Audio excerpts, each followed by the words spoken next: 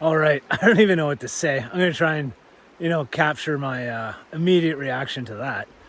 I so I've been swinging a dry fly this morning, and I'm not a big dry fly guy, but I've been getting a dry fly bullied by everyone around here this season. So I was like, you know what, today's the day. The fishing's good enough that if I'm gonna get one, maybe I can get it on a dry fly. So I set up my dry fly rod.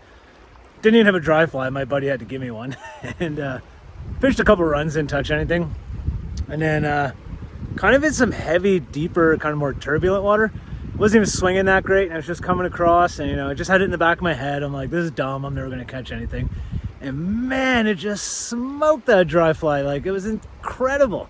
And probably seeing the video, like, holy crow, it took some runs, and I thought it was gonna break my reel, man. It was pulling so friggin' hard and screaming out there, cartwheeling, and man, it was not a tough place to fight and land a fish at all.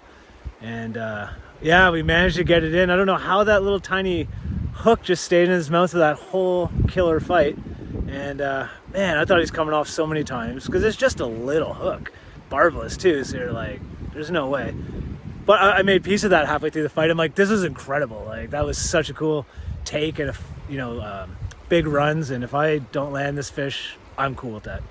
But as luck would have it, my buddy, he's a trooper, and he got in there, and it was not, like I said, an easy place to land a fish, but he eventually got it close enough to him they could get the net under it, and it turned out to be a pretty good friggin' buck. Like, just, man, he came up and smoked that fly out of, I wasn't shallow water. Like, he wanted that. So yeah, that's pretty cool, man. That's a feather in my cap. I don't have too many dry fly fish to my name. I have a couple from years ago when I used to try, but I haven't done it in a long time. So I know some people that are going to be proud of me out there. Can't wait to tell them that I got one on the dry. That's awesome. Anyways, just wanted to let you guys know that was definitely a highlight of the trip right there. So guess I'm keep swinging dry flies today.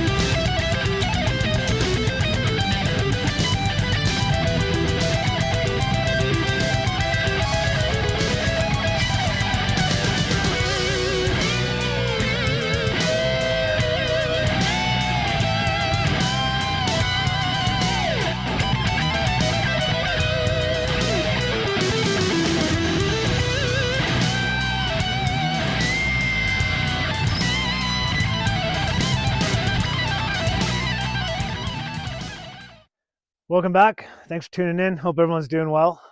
Figured this was as good a spot as any. Stop and do an update video. You can see all the mountains in northern BC are getting a dust and a snow on them, and it's pretty spectacular. I'd have to say this past week is probably, I've given it some thought, and it's probably been the best 3-4 days of steelheading I've ever had. It was amazing. I don't know why. I mean, it must be the water conditions, the fish moving in, whatever it is. But it seemed like for a few days there we couldn't do any wrong. And I think what kind of tipped it over the scales to say it was my best few days of fishing was just the dry fly action. I've never really dry fly fished that much before. I did it years ago, and I wasn't super successful at it, so I sort of dropped it.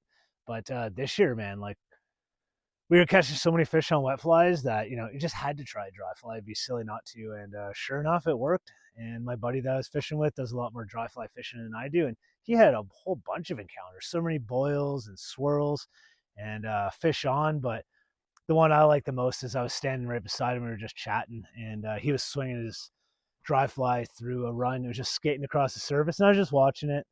And out of nowhere, the steelhead just erupts on it, like head first out of the water, head first down on the fly. I thought for sure. I looked over at my buddy, and I was expecting his rod to be set, and he had a fish on. And he's just standing there, and what happened? It's like, oh, it missed my fly. I was like, I can't believe it missed your fly. Like that was super exciting and intense. That was definitely a highlight, even though he didn't hook the fish. Just to see it that aggressive and just erupt on that dry fly, it was pretty cool.